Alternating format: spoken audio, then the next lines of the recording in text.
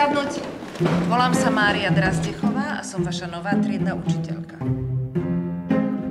Rada vás čo najskôr všetkých spoznám, takže každý sa vždy postaví a pekne nahlas mi povie, čo robí jeho mamička a otecko. Dobre? Tak. Súdružka učiteľka by od teba niečo chcela. Potrebovala by niečo vybaviť. Navyše je prísne zakázané čokoľvek posielať von po členok posádky. To už je tretia petorčička, Danuška. Neviem, čo bude na vysvedčení. A čo chceš teda urobiť? Prehlási majú na inú školu, čo iné. Takže ty chceš ustúpiť, priznať porážku. Toto je možno šanca, ako sa jej zbaviť. Ale stále je predsedkyňou komunistickej strany na tejto škole. Som veľmi rada, že sme sa dnes zišli na tejto mimoriadnej schôdzi z RPŠ.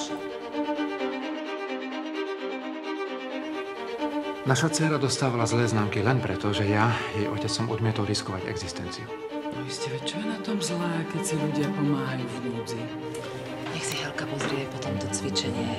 5. lekcia, 3. cvičenie, poďme na prísudok. Ona vie, čo sa jej budete pýtať. Myslíš, že som jej to snáď povedala ja? Chcete naznačiť, že to bola pomsta? Ty zasraný, ty smrad! Co má tohleto bejt? To se všichni bojíte? Mohli by sme ju zabiť. Kvôli mne? Kvôli nám všetkým. Co si ta ženská o sobě myslí, že je feudál nebo co?